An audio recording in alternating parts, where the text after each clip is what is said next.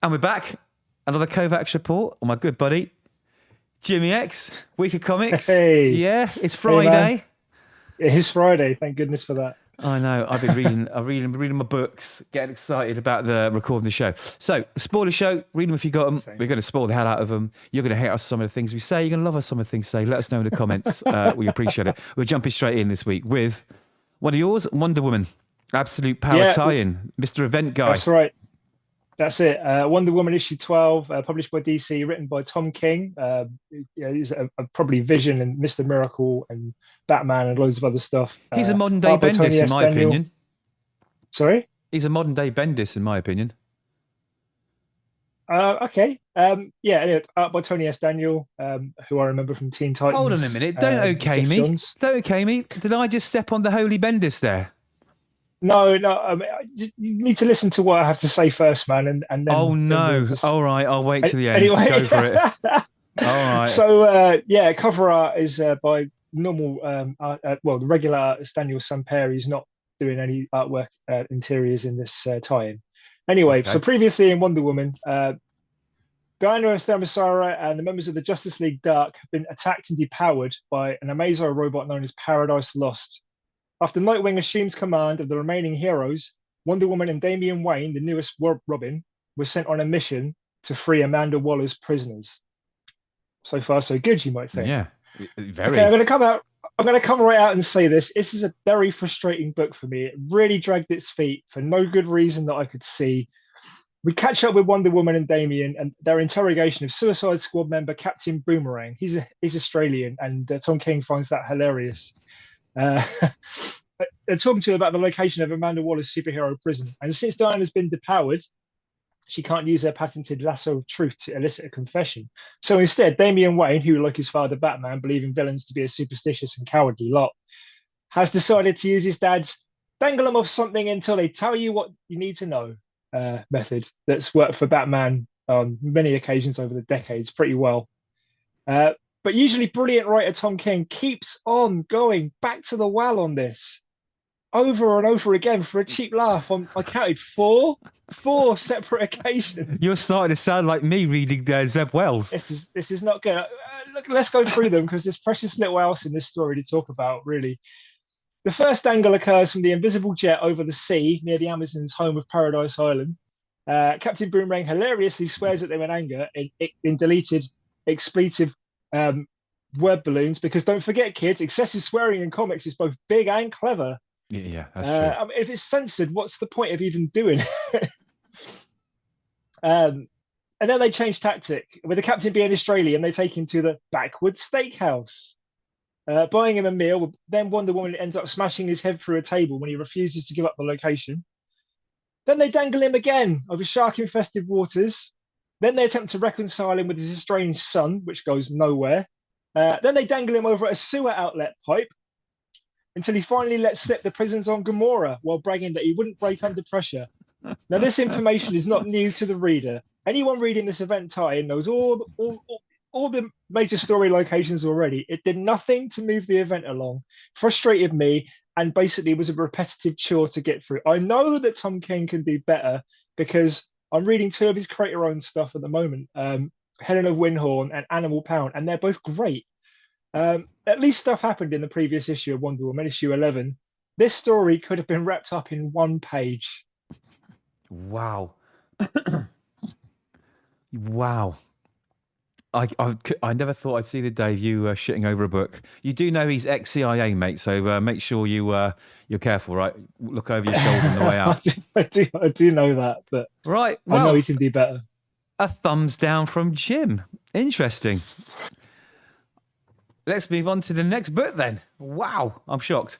Standstill slipped under my radar, right? And I was going to review Self-Help 3 because the first two issues were absolutely blinding. Books of the week, book of the month, book of the century. Absolutely loved it. But I thought, you know what? I'm going to read Self-Help 3 and I'm going to say how great it is. But you already know that. So I thought, I'm going to try a new book. So Standstill from Image by Lee Lothridge and art by Andrew Robinson. So Lee Lothridge is known for his exceptional work as a colorist normally. And he stepped into the writer's chair with Standstill. And I'm happy to say, I'm glad I picked this book up. it grabbed me by the balls, my friend, and it did not let go. It was shaking me all the way down the Okay. street. So, Standstill is set in a world where a dangerous device has the ability to freeze time, and it follows the adventures and misadventures of Riker Rule, who's like a morally ambiguous character. So he's sort of good, bad. He's everything mixed into one. So the comic opens with Riker demonstrating this newfound power in a bar filled with like badass bikers, right? And he just exacts some petty revenge on them, showcasing how cocky and mischievous he is, right? So it's bloody. There's a lot of blood in this book, which is great. So let's just say they all died by one. So this device basically allows him freeze time at will, and it creates opportunities for him to maybe rob a bank, Okay. evade the authorities, and kill people. So his antics are kind of like they're humorous and deadly at the same time, and he uses this device for personal gain and to wreak havoc on anyone who crosses him. On the flip side, he also uses the device to give a waitress a shitload of money with the words "What wouldn't you do?" written in blood across the stacks, which is a central theme to the issue. And he references it earlier on in a conversation with her when he says, "If you could stop time, what wouldn't you do?" So maybe there's some good in him. I don't know. But mostly he's on the rampage, and all over the world there is news being reported that bodies of world leaders are piling up, famous works of art are going missing, and other strange crimes. They dominate the headlines as he goes along, kind of doing good by doing the bad thing. It's really cool. So the government quickly becomes aware of these strange incidents, and that are linked to his activities, but that are lost how to stop him. Except there is only one person who can stop him, and that is Colin Shaw. He's like this introverted scientist who originally created the device in the first place. His life's a mess. It's been turned upside down by his work and this project, and it's caused a strange relationship. His missus left him. His wife's now estranged, but he's the only one that can, maybe come back and help them stop this guy from doing what he's doing. Anyway, Riker's character is really well established right from the outset. The issue leaves readers definitely wanting more. But the Colin Shaw, he's going to be, I think, the protagonist in this. I think they're going to focus on him going forward. His role as the hero of the story is hinting at, but like I say, it focuses on Riker for this first issue, right? The thing about this is it's really, really cool. So, and I'll talk about the art, right? So Andrew Robinson's artwork is vibrant, it's dynamic, and the layout and panel work are also worth mentioning. They're really, really brilliant because the entire comic is presented in double-page shreds that give it this widescreen cinematic feel, right? So, and his panel choices and the way he displays action and the time freezing moments and the way he shows the violence, it's all really well done. It's like, it sort of adds this heartbeat to the book where you're going bum bum bum bum bum bum bum. It's really, really cool. Visual delight, love it. So it's strong start. I think it's going to be a standout series. It's got a unique premise, exceptional writing, and the art style I think sets it apart from a lot of the trash that's out there.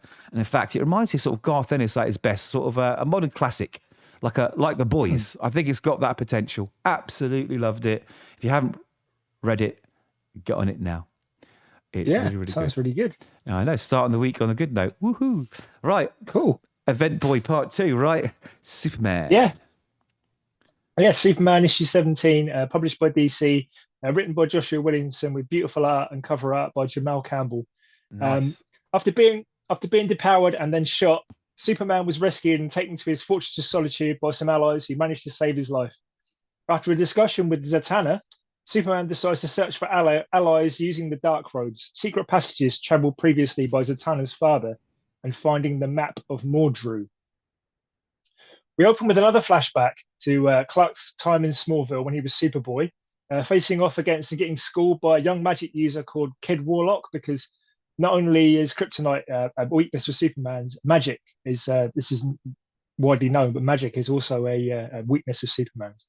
So we see him tussle, and Clark exclaims, seeing his ripped costume, "Shoot, Ma's going to be mad. She only just made me this cape. You know what? I really dislike magic." Back to present day, we find Superman and Zatanna under the Hall of Justice, exploring the headquarters of Justice League Dark. We learn that after the assault on the Fortress of Solitude in the epic second issue of Absolute Power, the scattered heroes have escaped to Wonder Woman's home of Themyscira. Superman is still angry that he was forced to watch his cybernetic and augmented brainwashed son in the state he was, and he was forced to fight him as well. So he starts punching the walls, bloodying his knuckles in the process. Zatanna's sympathizing with him, telling him that when they get their powers back, they'll be able to help John. She takes Clark to Swamp Thing's Parliament of Trees, hoping that he'll be able to help them. Unfortunately, when they arrive there, Waller's men are already burning the place to the ground. But luckily, Zatanna has stashed a magical back door there. A short story about the Oblivion Bar, written by the Queen of Fables. I'm familiar with the Queen of Fables from an episode of the Harley Quinn animated series. Which is amazing, by the way. And so is Kite Man. Get on it. Yeah, it's brilliant. I've not seen Kite Man yet. I'll have to check that out. It's amazing. But Kite Man is the character in Harley Quinn. But anyway, we're getting off topic. I want to talk about Kite Man now, but no, I won't. Go for it. So the Queen of Fables is a villain who's best known for trapping her foes inside books. So they're spotted by the task force agents. They open the book and start reading aloud in universe. Once upon a time, there was a bar called the Oblivion Bar. And then they become, in a really cool little bit, they become calligraphy letters disappearing inside the book before the agents are ordered to set it ablaze too. Zatanna's white glove reaches out from the calligraphy, opening a door, and the duo find themselves in the Oblivion Bar, surrounded by fully powered magic users. Now, Superman angrily berates them for sitting out the war raging outside when their powers could make all the difference. Then there's a bit where he has a rematch with his old foe from earlier. Even though he's depowered, he still manages to take him down, Kid Warlock. Superman then threatens the entire bar. The next words I hear are better be, "I can help." And someone from the shadows answers, "I can help." It turns out to be Neyr, the literal devil from the New Gods. He's returned and he's offering the map of Mordru they're searching for if they agree to cut a deal with him. Yeah, I love this tie-in. This was absolutely brilliant. Joshua Williamson is doing great work on the Cobra Commander and Duke miniseries. He's also been announced to be the new G.I. Joe lead writer in November, and I'm loving his Superman stuff. This was the opposite of Wonder Woman 12. This furthered the plot. This opened up intriguing new possibilities. That the New Gods are back on the board. Does this mean Darkseid can be? Who knows? Does this mean Darkseid can be far behind? But recommendation definitely. Amazing, really, really cool. Okay, I'm glad that you got one good book already. Let's move on to Namor II, which is your recommendation to me. Jason Aaron. Yeah, Jason Aaron, and art by Paul Davidson. So, with issue 1 not being terrible, I thought I'd give 2 a go. I say I thought, you made me read it. Oh boy, long story short. Oh my God. Long story short with this, right? To catch you up. No. Namor was willingly suffering in a maximum security prison above the water for crimes against the surface world.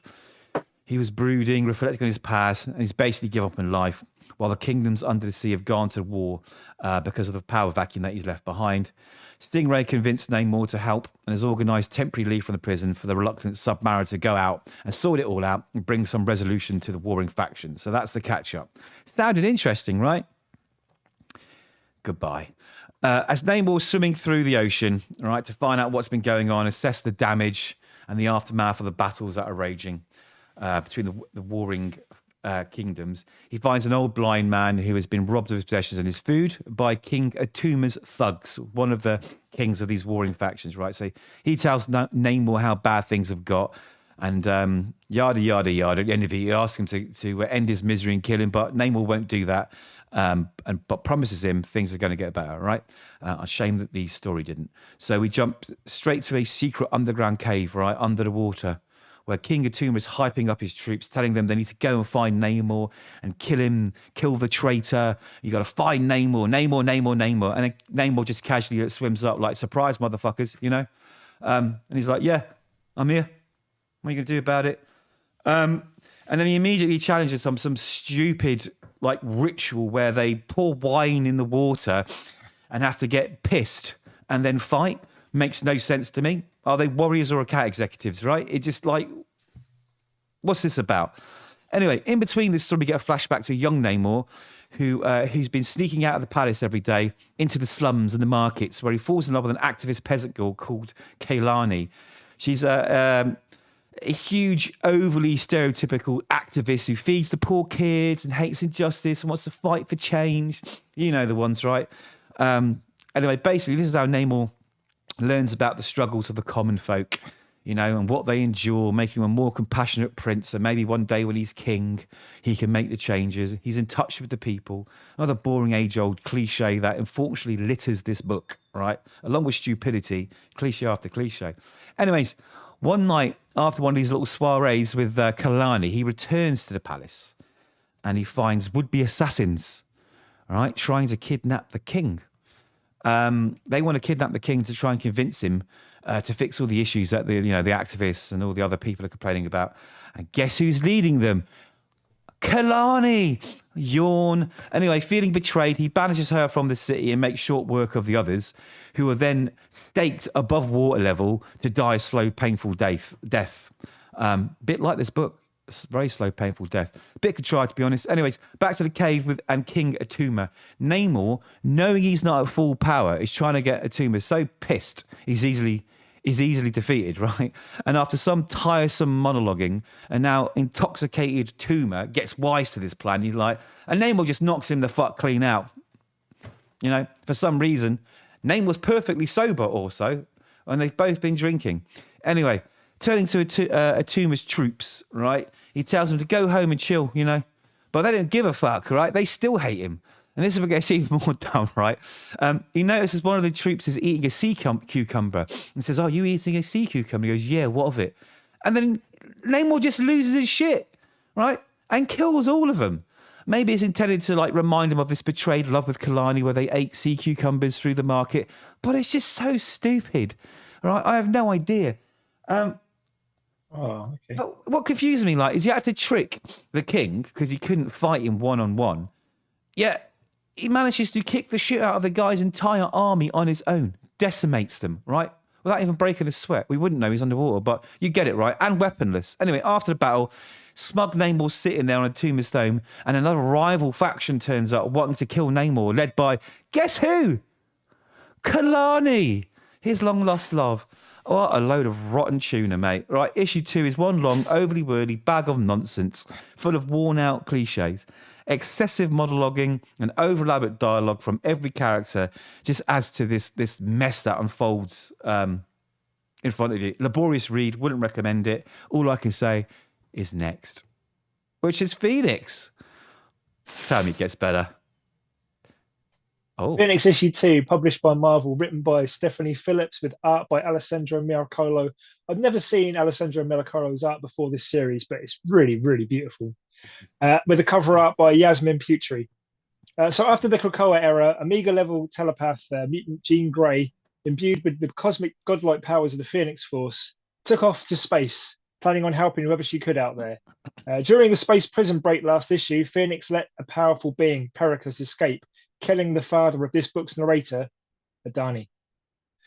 Adani tells us that Jean Grey has been working flat out for 2 whole weeks, responding to every psychic cry for help, no matter where it is in the galaxy. Now she's exhausted.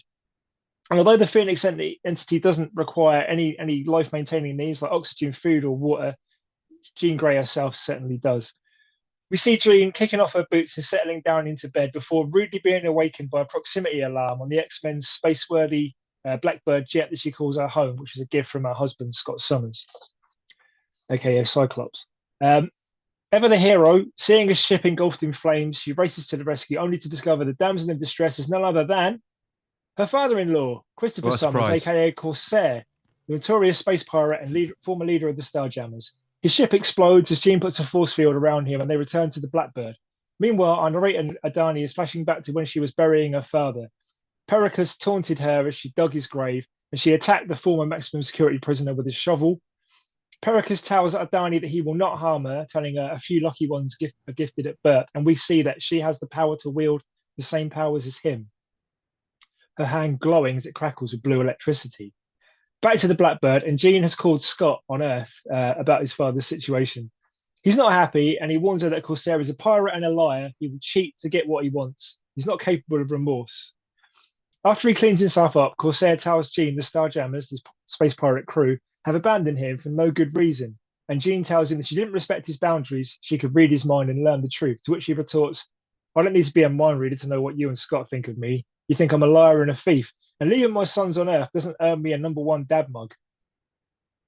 He opens up to her, telling her that he was on Game World, which was introduced during Jerry Dugan's run on X-Men. It's pretty much a gambling planet. When he learned of people going missing there, so he looked into it and he witnessed the arrival of a ship, and it belonged to the Black Order. Now, if you've seen Avengers: Infinity War and Endgame, or read Hickman's run on Avengers, you'll know that they are the acolytes of Thanos. He followed the Black Order's vessel to a small icy moon, trying to see what they were up to, ending with, "Well, you saw my ship, so you know it didn't go well." Mhm. Jean tells him it's fanciful, uh, but in the end decides to give him the benefit of the doubt. And they go to the icy moon Corsair described, witnessing Black Order members Proxima Midnight and Black Dwarf running an extraterrestrial chain gang. They engage him in combat, and an avalanche is triggered. And in the chaos, Asgardian zombies start rising up from the snow to clutch at Jean and the slaves as the issue ends. Now, this was much better than the second issue. I think there's promise in it. I'm going to keep on with it. It's better than X-Men issue 2 as well. Because I've reviewed the first issue, and it Yeah. wasn't terrible. Well, no, I wasn't like blown away. Good to see it's picking up. Excellent news. Excellent news. Yeah, it's good stuff. Man, one of my favourites, Nightwing. Sadly, mate, this is the penultimate issue before Tom Taylor and Bruno Redondo leave the book, and I'm sad about that. Their run was great. I hope they do an omnibus, and I'll buy it straight away. So, last issue, Heartless has declared war on Bloodhaven, as you know, and Batman is in the Nightwing suit, keeping up appearances. Meanwhile, Dick is at Deadman's Himalayan monastery, going through exposure therapy to try and get over his fear of heights, which he developed after being poisoned in a previous arc. So this has been rolling through the arcs. It's not going well, and he needs to overcome his fear, or he may never get over it. He might be stuck like that forever. So Deadman, and I no joke, Deadman tells him he needs to relax, right? And after a bubble bath and some scented candles, I'm not joking, he calls Oracle and tells her he thinks it was Shelton Lyle who offered him a glass of water when he was in his office, which means Shelton Lyle is heartless. She tells him Nightwing 2 will investigate, and we cut to Bruce beating up some bad guys relentlessly. And he sets off to find out if Shelton's company was manufacturing a fear toxin of some kind. Back to Dick. Dick tells Deadman he has to get back to the city and has to stop this madness that's going on. He needs his help. So Deadman puts him on the edge of a cliff, halfway down a cliff, right? With a parachute in his back, and says, right, there's only one way down. Face your fear or fall. 24 hours later, Deadman returns and Dick's still there, like thinking hasn't jumped. But he decides he knows what's holding him back, and he jumps. He's got over his fear. He's badass again. I hope so. It's about bloody time. Anyway, we jump to a week later, and he's back at his crib for the quick smooch with Barbara, quick pat of the dog, and a catch up with Bruce. It's fucking go time. Nightwing's back in town, literally, right? So Dick needs to go and talk to his newly discovered sister, Melinda, who's also the mayor of Bloodhaven and daughter of mafia gang boss Tony Zucco's first wife, who coincidentally is the man responsible for his parents' death. Right. I'm just catching everything up here. So he rushes round to her house, and just in time because Zuko and his goons are there, right? And they've got Audrey, the bodyguard of the Melinda and her mother, tied to a chair, and there's a bullet in her shoulder. They're not there for tea and cake, mate. Anyway, they've shot her, and they're about to kill Melinda's mother next. And Nightwing 1. See what I did there? He busts in and makes short work of the Zuko's goons, right? But Zuko, he makes a run for it, mobile phone in hand, updating Heartless on the fact they failed to find out where Dick's sister is, and Nightwing's back. So Nightwing catches up with Zuko and takes him to Pound Town, and he finally reveals to Zuko what's been creating the mental block that's preventing him from chilling out on the mountain, which is he's realised that the real target of the Haley's Circus accident that resulted in his parents' death wasn't actually his parents. It was actually, in fact, him. Because at the last moment, they switched round the order that they were supposed to go in the routine. And because they changed the order, his parents went first, and that's why they died. It should have been Dick. He was the target. And Heartless... Oh, what? Yeah, I know. Heartless, overhearing this on the phone... He's irritated. He goes, what? He's pissed off. Anyway, good issue, lovely art, and a recommend for sure. However, I think this story of like self-realization and this big showdown with Heartless, it could have been told over 2 arcs. I think they've really, really compressed this story into one arc, and they focused a lot on Dick's self-realization. I think it would have been so much better having this like year-long arc where Heartless is pounding the city and Dick's trying to sort it all out. So I'm a bit upset about that, because I think that would have done it justice. Maybe they said, look, your contract's running out, wrap it up in an arc. I don't know. But really, really good. Definite recommend. Thumbs up. We're getting close to the big showdown and the end of their, I think, exceptional Nightwing run. But it got me into the character, so it must have done something right. Moving on to Spider-Woman. We all love Spider-Woman, right? Spider-Woman, issue 10, published by Marvel. Written by Steve Fox, art by Ig Guerrara, the cover by Leinil Francis Yu. Oh, I love Francis. Which there, Spider-Woman is this? Is it Jessica or is it Jessica Drew? Yeah, Jessica Drew. So Spider-Woman Jessica Drew has tracked Hydra to San Francisco to search for her brainwashed son Jerry, aka the Green Member. With the help of former villain Angular the Screamer, she discovered and rescued a group of teenage superheroes known as the Assembly, who've also been brainwashed by Hydra.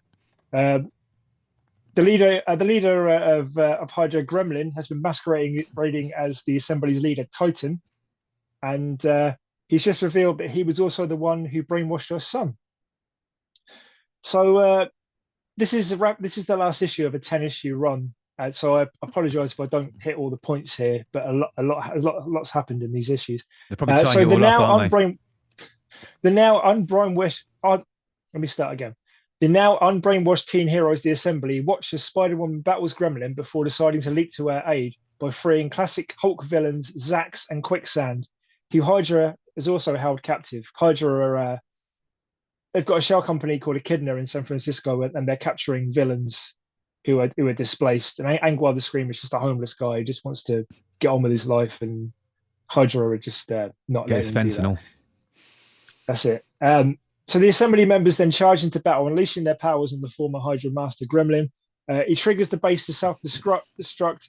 Jessica tells the Assembly to get out of there, but she has to get Angular the Screamer out too. Moonsquire, Howlroon, Liberty, and Cadet Marvel, they wipe up the Hydra goons, blocking their exit in a beautifully drawn fight scene by Ig Guerrara. Jess emerges with Angular in tow. With seconds to spare, they escape the building as it explodes behind them. The next day, Jessica's old flame David helps to rehouse the former villains they rescued from Hydra. The Assembly have made the decision that they're going to stay together and try and take down Hydra, but Spider-Woman's not sure that's such a great idea.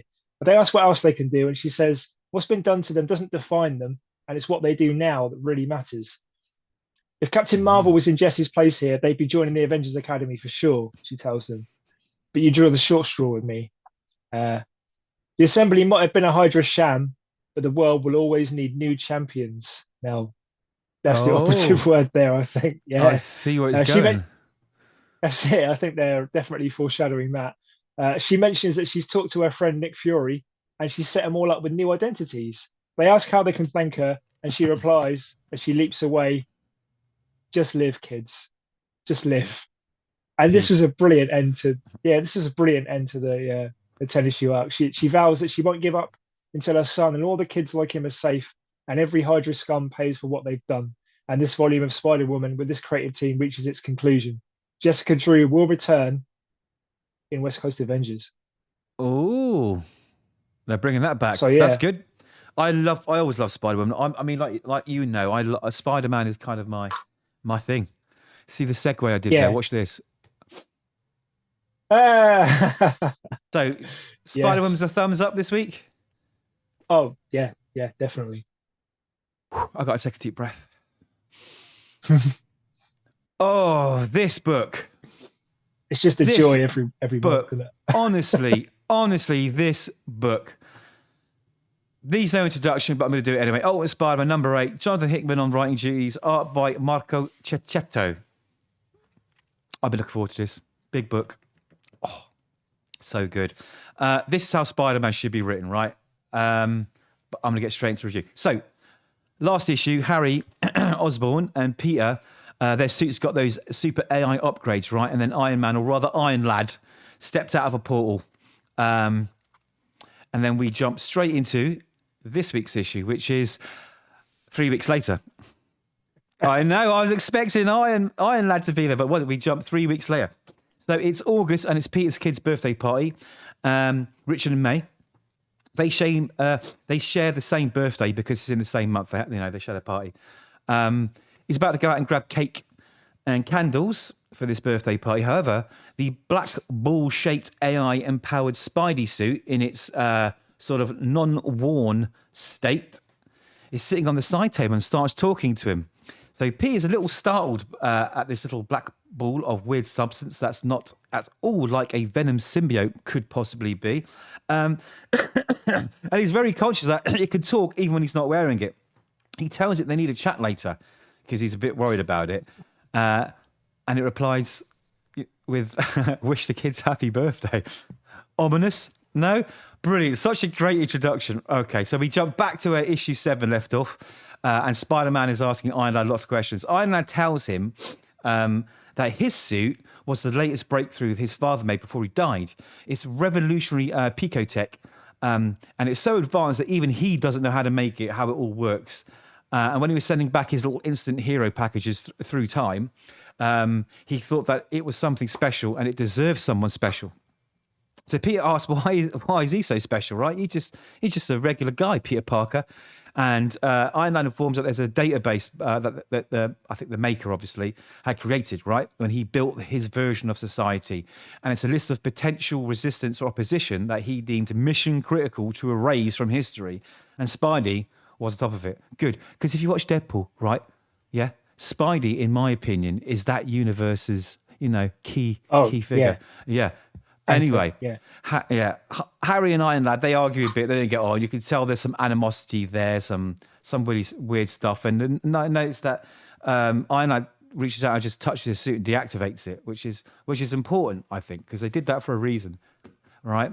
But anyway, then they get along, and Harry learns he wasn't even on the list, which I think upsets him a little bit. I think his ego was damaged. Oh, yeah, definitely upset. Yeah, it damaged him. And I think it further explains that he's gonna start having a dissent, start getting jealous of Peter, and all sorts of stuff. Anyway, Iron Lad fucks off, flies off, gets back to business, and then we're back to the present time where Peter's at a bakery picking up those cakes and candles with Ben and Jonah, who are also coming to the birthday party. They are also launching their rival newspaper this month, and they want Peter to join up, but he's reluctant because he's got 10 years under his belt at the Daily Bugle. He's got benefits, dental, all that kind of stuff. He's got a family to worry about. So he doesn't say yes, he doesn't say no. We all know he's going to go. But he says he has to talk to MJ first, and they sort of wink, knowing that he's coming with us. He says, tell her you're getting a raise. Anyway, at the arcade, birthday party is full swing, and there's this nice little moment between Jonah and Richard. And Richard gives him a copy of his self-published memoirs. I think he sees a kindred spirit in the kid, and it was nice to see this little affectionate moment from a character that you're so used to seeing so angry and not nice. Anyway, back at Fisk Tower, the Kingpin has assembled a meeting of the other 5 families, which consists of Mr. Negative, Walter Hardy, which is the original Black Cat and father of Felicia Hardy, the current Black Cat, Craven the Hunter, Mysterio. So I'm getting so excited by this book, I can't even talk properly. Mysterio and I know the Mole Man. So add Kingpin to those 5, and we, sir, have our ultimate Sinister Six. And yes, we do. First thing on their agenda is they got to get rid of this spider problem, all right, and then obviously make way for the Maker's return. Another great issue. Just great. Yeah. It's got a slice of life, which is what you expect in a Spider-Man book. It's got nefarious plots hatching. It's got a hint of another villain in the corners, Venom. It's got the ultimate Sinister Six, taking some classic characters, mixing with some new. It's great. Mr. Hickman, my friend, you've kicked it right out of the park yet again. Art is spectacular, as usual. It's the lull before the storm, building towards something huge. And even there are mixed reviews online, because some people think it's a bit too slow. Right, they're wrong. I thought it was a flawless issue, and I thoroughly recommend it. Like I say, it's a slow burn, and it'd be worth it when Hickman really gets into the real story, because this is just set up, and even the setup is exciting. So, Massive thumbs up to this book. Massive thumbs up. And we go into the last two books of the week, which are Deadpool. Yes, Numero Deadpool. 5.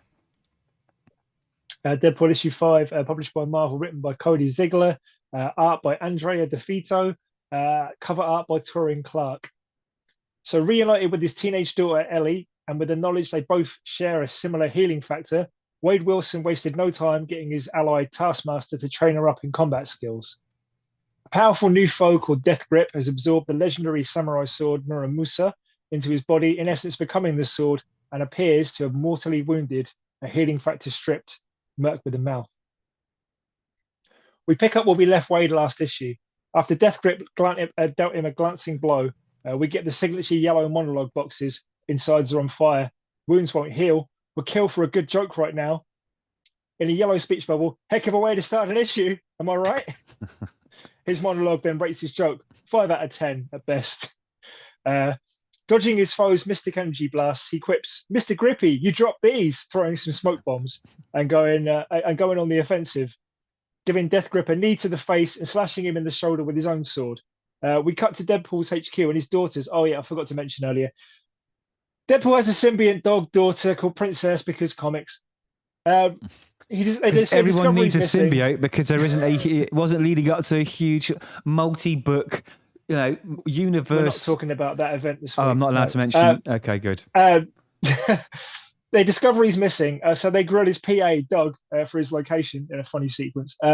Back to the action, Wade continues to keep up the assault on Death Grip with a headbutt and a knee to the midsection, remarking, "Hey, that sounds like a ruptured spleen to me," and bragging he can't be beaten now because with his daughters in his life, he's finally got some purpose and a reason to fight. Death Grip retorts, "Your purpose is pain," and then he slices off Deadpool's arm from the shoulder upwards, causing the Merc to scream out in pain. Elsewhere in the temple, Wade's backup, Taskmaster, is using his photographic reflexes to subdue the Guardian monks, desperate to get to his friend. There's a really cool little joke where he pretends that he's learned their Doctor Strange soul hand gestures, and he's like, "Oh, now I manifest a gun. Look," and he pulls one of these hand gestures. All those things, so really, right? He's got a gun behind his head, and he's got to bang like that. And they're like, "What?" And he's like, "No, that'd be cool if that actually worked, though, wouldn't it?" So yeah, any time Taskmaster is with Deadpool, a good time is guaranteed. Deadpool is gritting his teeth through the pain, backflipping to recover his severed limb, and then picking it up, slapping Death Grip across the face with it, Monty Python fish slapping dance style, distracting his foe with another smoke bomb and his insane quipping before using his katana to slash both of Death Grip's hands off at once. Nice. Believing this to render the powers of Muramusa ineffective, Wade continues his assault until Death Grip blasts off his foot with a beam of mystical energy he spits out of his mouth. Luckily, at this moment, Wade's daughter Ellie arrives atop her epic mount, Princess, looking badass. Ellie's wearing a Deadpool mask and superhero cosplay and wielding a bunch of trick arrows that Taskmaster stole from Hawkeye. She shoots an incendiary one at Death Grip as Princess snatches up Wade in her mouth, and the three of them run to a safe distance as the temple explodes in an epic fashion, taking the antagonist with it. The three are thrown clear of the explosion, and Wade lies prone on the ground, causing his daughter to gasp in concern before he gives her the thumbs up. Literally, he's face down, and he just goes...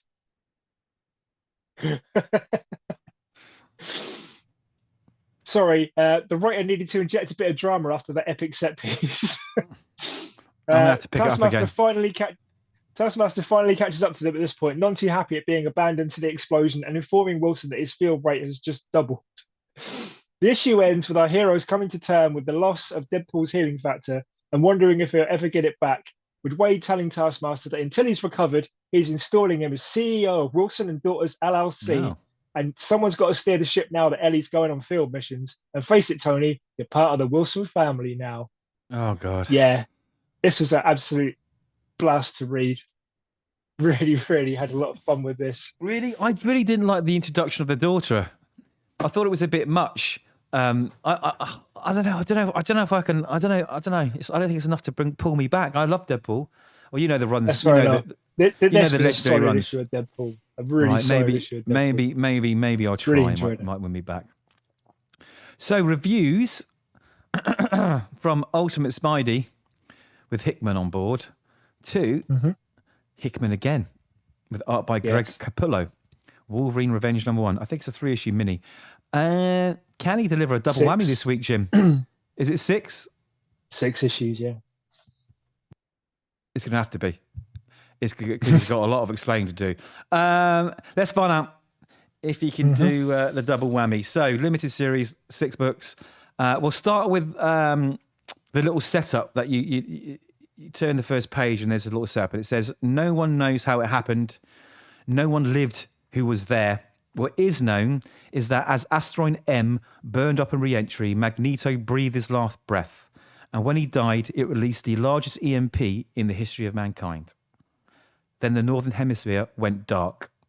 That was 10 days ago. So that's the premise. Really interesting. I thought, oh, this could be really interesting.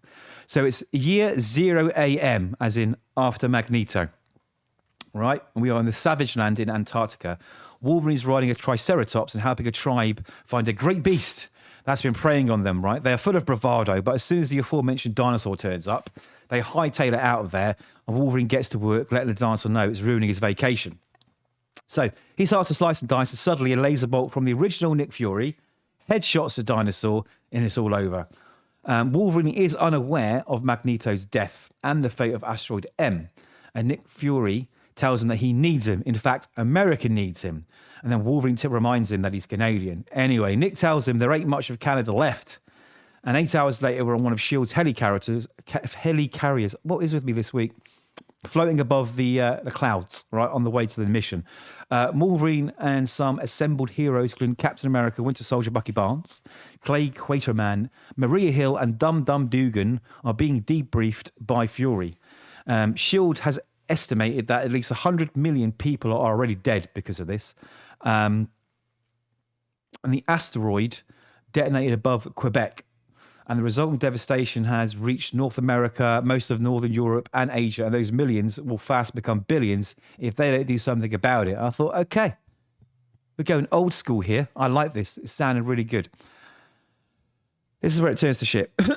Also, S.H.I.E.L.D. have suffered huge losses, right? They're down to the last 3 functioning helicarriers from 20. And they need to turn the lights back on, get power to these affected areas to restore order, and save people from basically dying. So they need to pull off this heist. And this heist is at the Tunguska station in Russia, where they need to steal a cold fusion seed reactor from the Brotherhood, right, of evil, to power the lights in the areas that are currently doomed. And they're currently being led by Mastermind. They're also puzzled how the station survived the EMP blast, but that's the least of their concerns. They're 20 minutes out, and they've got to get the reactor. Failure is not an option. So we suddenly skip to the helicarriers, and one of them explodes. They're under attack as Mastermind is mind controlling the pilots of the other helicarriers, right? And he sends a psychic message to Nick Fury taunting him that he's next. So he's like, bail, let's get out of here. So the team parachutes to safety before the helicarrier explodes, and they land near the station. But they need to get to the station, right? And it's going to be tough because they're not with the full strike force they expected. They've got a handful of S.H.I.E.L.D. staffers who very soon get picked off one by one by Deadpool, Omega Red, and Sabretooth. So we jump to Bucky being attacked by Sabretooth, and he's captured. And then Cap is attacked by Omega Red, and he's captured. And then the 3 of them front up with Wolverine, and then he's captured. And we find them all chained up, looking very worse for wear inside the power plant. And they've got this circular stitching marks on this. They've had bombs implanted behind their rib cages. So Colossus, surprisingly, is also part of the Brotherhood and tells them to go back to America and tell the people to prepare for a cold winter, right? To make things worse, it's Deadpool who's got the remote to the detonation of the bombs in his hand, and you know what he's like. He's got an itchy trigger finger. So they're all released from their bonds. Cap and Bucky, they leave and they make a run for it, but Wolverine ain't budging. He's got unfinished business with Colossus and the Brotherhood. We discover that Unis protected the base from the EMP blast, died in the process. But anyway, Deadpool just decides to blow everyone up anyway. So he triggers the bombs, and we see Cap and Bucky blow up. And then we cut back to Wolverine as he sticks his claws in his chest and tries to claw out the bomb before it explodes. It's quite brutal.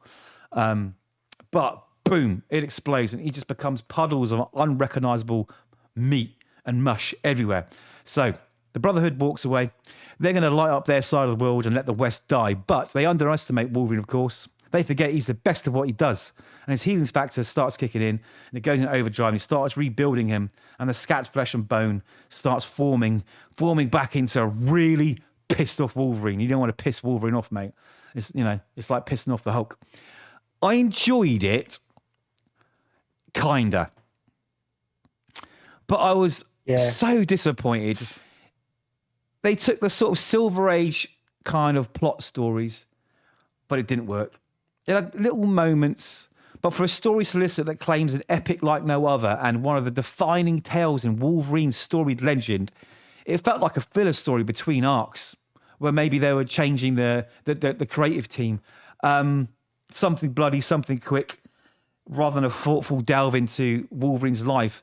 And such an important part of Marvel history, That is an amazing premise. The plot around needing the reactor was a bit thin.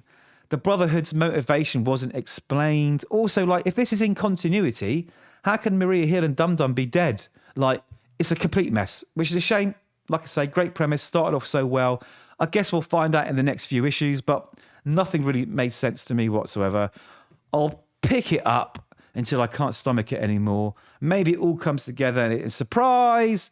The only good thing about it really was Greg Capullo's art. That was spot on. So what did you think, Jim? Well, my feelings about continuity stuff. I do indeed. I talked about it last week in World War. But this is supposed to be in continuity, as far as I know. No, it's not. Are you sure? It's a what if. It's a what if in orbit name, man. It's a what if. It's an Elseworlds. It is, but they haven't got what if on the cover, so everyone's reading this thinking it's. It doesn't. No, it's not, man. You don't kill. I hate seeing you depressed over a book, mate. That's my job. You're the happy. You're the happy guy. And Bucky. I am a happy guy. No, seriously. And Dum Dum and Maria Hill. On paper, a Hickman Capullo team up sounds fantastic. It does. I mean, his artwork's beautiful. He's a brilliant artist. I love this stuff on Spawn. I love this stuff on Batman. So, to see him return to Marvel is a joy, quite frankly. Yeah. But the story, man. I mean, I know Hickman can do better because I read Ultimate Spider-Man, basically. But this is what I wanted to say, is how do you go from writing something? So ultimately, I'll give that a little moment to sink in. Ultimately perfect, right?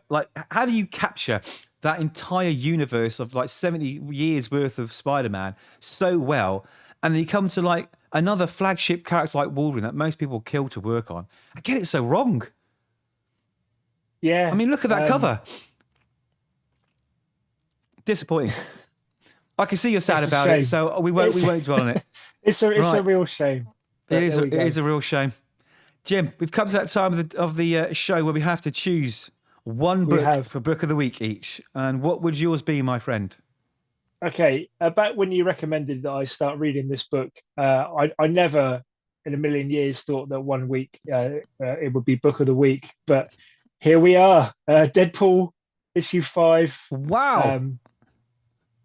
Is my Book of the Week. I really enjoyed it. Well, really great stuff. And you're welcome. You're welcome, my friend. For me, without a shadow of a doubt, it has to be